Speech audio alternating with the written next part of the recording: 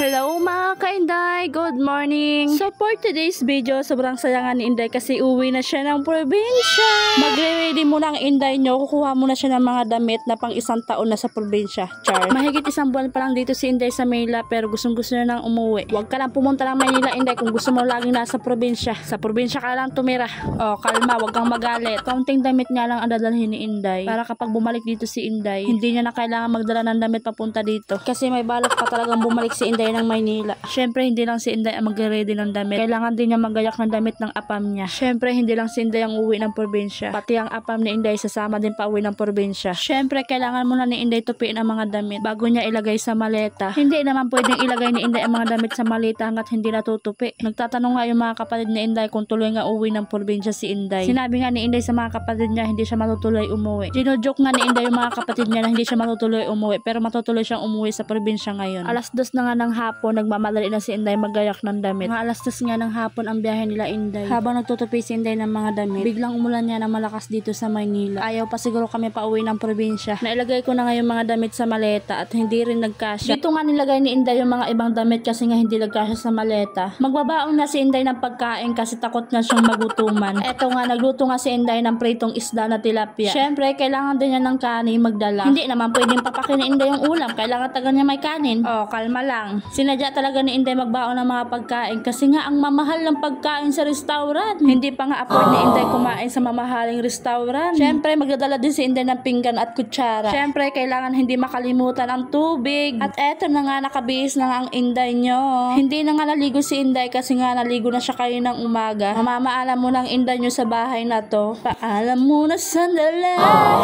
Kailan ba naging madali?